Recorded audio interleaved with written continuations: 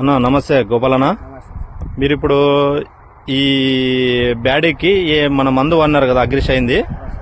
Agrishine oil, Nandaka, గ్రోతింగ్ రెండు వాడడం వల్ల మీకు ఎలా పనిచేసింది? నందక కొట్టినప్పటి నుంచి 5 రోజులకి రిజల్ట్ కనపడింది.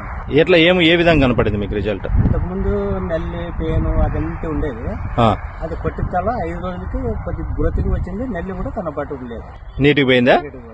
ఓకే. మొత్తం మీరు ఎన్ని ఎకరాలు సాగు చేసినారు ఇప్పుడు బ్యాడీ? మొత్తం 2.5 ఎకరాల దగ్గర ఉంది. 20 బ్యాడీకి మాత్రమే కొట్టినాము.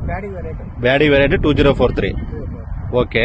ఈ రెండు అంటే 2.5 ఎకరాల్లో మీరు ఇంకా వేరే మందు ఏది తెచ్చుకొని స్ప్రే చేసినారు? అది వేరేది కాసేడు, అది వేరే కొట్టినాము. దానికి దీనికి తేడా. దీన్ని కొట్టడం వల్ల ఎలా ఉంది, దాన్ని కొట్టడం వల్ల ఎలా ఉంది? రెండు ఒకే రోజు కొట్టినాము. రెండు ఒకే రోజు కొట్టినా కొద్దిగా అది ఇది రిజల్ట్ వేరే కనపడుతుంది. అనిపిస్తుందా?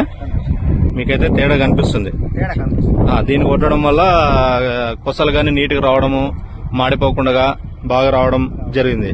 ఏదేం కనపడడం లేదు. సెల్ మీద కొట్టుకున్న చూసినాము. పేను కనపడడంలా. పేను గాని దోమ గాని ఏం లేదు, చాలా నీట్గా ఉంది. ఇది ఎక్కడ తెచ్చుకున్నారన్న మీరు? ఆలూరు రాఘవేంద్ర అన్న దగ్గర.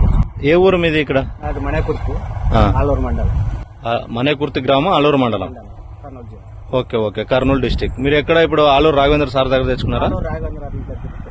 ఓకే ఓకేనా. ఇది వాడడం వల్ల అయితే మీకు చాలా బాగుంది. 2 రకాలు ఇచ్చినారు కాబట్టి ఇది అలాగే ఒక ఎకరా పెట్టినాము.